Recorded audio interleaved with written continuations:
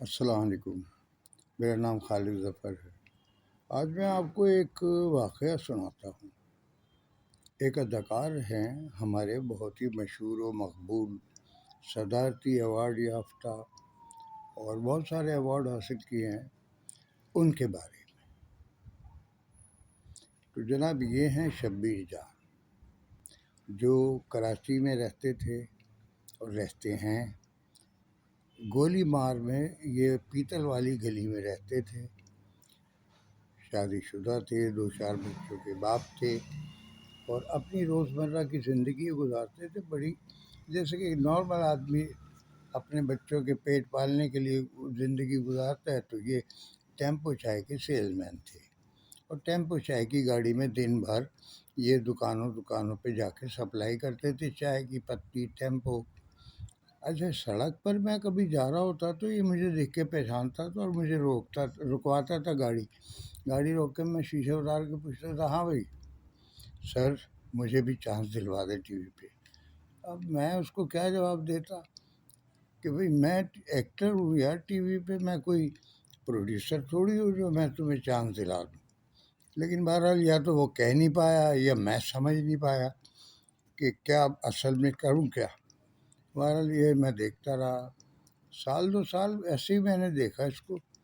اس کے بعد سن 84 کی بات ہے، جب یہ پہلی دفعہ مجھے ملے تھے ٹیمپو چائے کے ٹرک پہ۔ ٹرک تو نہیں تھا، وہ لوڈر تھا۔ اچھا خیر، پھر ایک دن میں نے دیکھا اقبال لطیف کے گھر میں یہ بیٹھا ہوا ہے، 2-4 اور بھی تھے۔ پنٹر کہتے ہیں ٹی وی کی زبان میں ان کو، جو پروڈیوسر کے گھر میں جا کے حاضری لگاتے ہیں، بیٹھتے ہیں کہ پروڈیوسر سے کلوز ہو جائیں اور کاسٹنگ کے وقت اس کو یاد رہے کہ یار یہ چہرہ میرا بڑا خدمت گزار ہے۔ تو وہاں دیکھا میں بڑا حیران ہوا کہ یار یہ یہاں تک پہنچ گیا۔ پھر میں نے دل میں سوچا کہ اب یہ اس کو جانے سے کوئی نہیں روک سکتا، اب تو کام ملے ہی ملے۔ ہوا بھی یہی، ان کو کام مل گیا۔ ایک سیریز چل رہی تھی، شاید زندگی نام تھا اس کا، اور اس میں انہوں نے ایک کردار پکڑ لیا۔ ایسے اقبال لطیف نے اس کردار میں اس کو ڈالا اور اس نے وہاں ایکٹنگ کی، کمال ایکٹنگ کی۔ اس نے جناب ٹی وی کے سیٹ پہ، ٹی وی کے اسٹوڈیو میں سیٹ لگا ہوا تھا اپنا بینک کا، اور یہ ڈاکو ہوتا ہے تو رابری کرنے آتا ہے بینک میں، اور ہینڈز اپ اور یہ وہ کر کے ماحول بناتا ہے، اور اس کے پاس لکھا ہوا تھا کہ بھائی شیشہ توڑتا ہے، تو یہ شیشہ توڑتا ہے اور اپنے ننگے ہاتھ سے مارتا ہے شیشے پہ، شیشہ ٹوٹ جاتا ہے، اور پھر جناب اس کا تو ہاتھ زخمی ہو گیا، خونم خون، وہاں کاؤنٹر پہ ادھر ادھر بہہ رہا ہے فلور پہ خون۔ تو سب دیکھ کے ڈر بھی گئے، اور ایسا ہوتا نہیں ہے نارملی ایکٹنگ میں۔ تو بہرحال اس کو فوراً آغان لے گئے، وہاں جا کے اس کی بینڈیج وینڈیج کرائی، اس کو واپس لائے۔ تو ایکٹنگ میں مطلب یہ ظاہر ہے تھوڑا سا اوور ایکسائٹیڈ ہو گیا تھا، پہلا ڈرامہ تھا، اس کی سمجھ میں نہیں آیا یہ کیا ہے، اس نے مائم کرنے کے بجائے سیریس کر دیا۔ اب جناب یہ تو ان کا شوق اور جنون کا یہ عالم تھا۔ اب جناب اس کے بعد یہ ایکٹنگ کے انتظار میں رہا کہ یار اس کا اچھا ڈرامہ چلا، لوگوں نے بہت پسند کیا، انکلوڈنگ مائی سیلف۔ میں آپ کے سامنے تعریف کر رہا ہوں کہ ہم ایک کلائمیکس پہ جا رہے تھے، تو ایک پہاڑی تھی اور نیچے ڈھلوان تھی، اور وہ نیچے کافی کوئی 100-150 فٹ کے نیچے یہ جناب ہے، اور بچ رہا ہے میری فائرنگ سے۔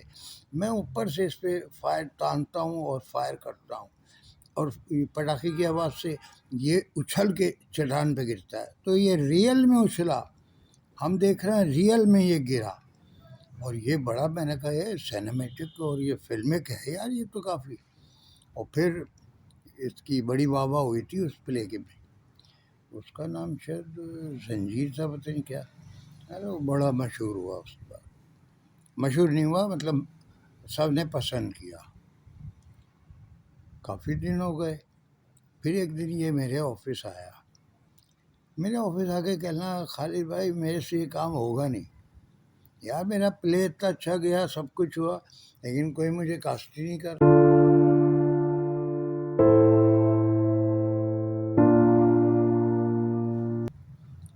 میں نے کہا یار یہ پرابلم تو سب کے ساتھ ہے.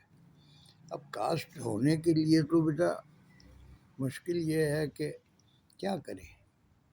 اسکرپٹ جن کے پاس آتا ہے، رائٹر جو ہوتے ہیں وہ دیکھتے ہی نہیں ہے کہ ٹی وی پہ کون اچھا کر رہا ہے کون برا.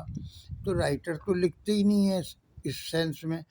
وہ تو جو ڈائریکٹر آگے بولتا ہے یہ کر دو وہ کر دو وہی کر رہے ہوتے. وہ مزدور کی طرح یہ پیٹی اٹھا دے، یہ سامان وہاں رکھ دے، اس طرح رائٹر لکھتے ہیں. رائٹر کی اپنی کوئی سوچ، اپنا کوئی تھاٹ، اپنی کوئی فکر، اپنا کوئی نظریہ کچھ نہیں ہوتا. وہ صرف اور صرف ڈائریکٹر کی ثوابدید پہ یا جو چینل ہے اس کی ثوابدید پہ چل رہا ہوتا ہے، بلکہ ایک بندے کی ثوابدید پہ کہ بھائی یہ کرنا ہے، اس لونڈیا کو لینا ہے، اس کو لینا ہے، اس کو لینا ہے. وہ یہ 4-5 اپنی فرمائشیں بتاتا ہے اور پھر کہہ دیتا ہے لکھ دو یار اس ٹاپک پہ. وہ جناب لکھ دیتے ہیں اس ٹاپک پہ. اس طرح سے یہ کہانی چلتی ہے. تو شبیر جان نے کہا یار میں یہ چھوڑ کے، اور بمبئی بازار میں میرے مہمان دوست ہیں اور وہ کہہ رہے ہیں کپڑے کا کام کرو. تو یار مجھے تو کام مل ہی نہیں رہا، کیا کروں گا. ہے نا، ٹھیک ہے بھائی کپڑے کا کام کر لے تو. تو اس نے یہ مجھ سے کہا، میں نے بھی بات ختم کر دی. بعد اس کو فون آیا پی ٹی وی سے کہ بھائی ٹی وی اسٹیشن آ جاؤ، ایک اسکرپٹ آیا بڑا اچھا اور تم آ کے اس میں کام کر لو. اب وہ کس پروڈیوسر کا تھا مجھے نہیں پتا. اس کے بعد یہ پی ٹی وی گیا، دوبارہ سے کام شروع ہوا. اب تو کام میں اس کے پاس لائن لگ گئی کام کی. پھر تو جانگلوس کاظم پاشا نے دیا اس کو، اور ایم وارسی اور یہی تھے مین. جانگلوس کے بعد اس کے پاس تو کام کی جناب لائن لگ گئی. پھر تو کیا میمن برادری ہے اور کیا کپڑے کا کاروبار، یہ تو اسی میں ایسا سیٹ ہوا ماشاء اللہ آج تک چل رہا ہے. اور لاہور بھی جا رہا ہے، ادھر بھی جا رہا ہے، اور سب لانگ پلے، سیریل، سیریز، ہر ایک کوالٹی اس کی میں نے دیکھی. اس کو اسکرپٹ دو نا، سین یا تو یہ گھر سے رٹ کے آتا ہے، کیا کرتا ہے پتہ نہیں مجھے، لیکن سین اس کو دو تو وہ اسے دیکھتا ہے اور کہتا ہے چلو یہ ٹیک کرے. یعنی اصل چیز تو یاد کرنے کی ہے کہ میں آج تک یاد کرنے کے مخمصے میں پھنسا رہتا ہوں کہ یار اس کو یاد کرنا ہے پھر بولنا ہے. حالانکہ ہم 15 پیج کے اسکرپٹ بولتے رہے ہیں ٹی وی پہ، لیکن اس کی ایک ریہرسل ہوتی تھی. اچھا یہاں اگر پرائیویٹ پروڈکشن میں کسی کو کہو نا یار ریہرسل کرنی ہے تو وہ کہتا ہے بھائی جا یار دل میں، بھائی یار ریہرسل کریں گے، سالے اتنے سال ہو گئے کرتے ہوئے، اب بھی بول رہے ہیں ریہرسل کر لو. ارے بھائی پرفارمنس بنتی اسی سے ہے. تم کس سر میں بول رہا ہو، میں کس سر میں جواب دے رہا ہوں، مجھے کیا پتا. ہاں مجھے اگر ریہرسل ہوئی ہو تو پتہ چل جائے گا کہ یہ کس سر میں کس لیول پہ بات کر رہا ہے، تو میں اسی لیول میں اس کو جواب دوں گا. تو یہ تو ترکی ترکی چلتا ہے ڈرامہ، ایسے ہی نہیں چلتا. خیر جی شبیر جان کامیاب ہو گئے، اللہ نے کامیابی دی. اور ان کے محسنوں میں 2 ہیں، ایک اقبال لطیف اور پھر کاظم پاشا. یہ ریئل محسن ہے، اور ہم تو کچھ بھی نہیں ہیں، ہم نے کچھ کیا ہی نہیں تو ہم کیا ہیں. لیکن ہاں میں یہ اپریشیٹ کروں گا کہ گولی مار سے پھر یہ ڈیفینس گیا.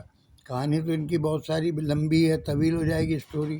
پھر انہوں نے دوسری شادی کی، پہلی بیوی سے بچے تھے، دوسری شادی انہوں نے کی راحیلہ فرید، راحیلہ نہیں، پتہ نہیں نام بھول گیا.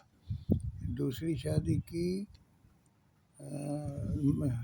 فریدہ شبیر بنی، ان کا بیوٹی پارلر تھا. پھر اس نے بھی مین سیلون کھول لیا. ظاہر ہے اس بیوی جو کر رہی ہے کام وہی کام کیا تو بیوی نے مدد کی. اور کھولنے کے بعد ان کا میں نے گلشن میں کیا، گلستان جوہریہ گلشن، اور گلشن کے بعد یہ اب چلے گئے ہیں ڈیفینس.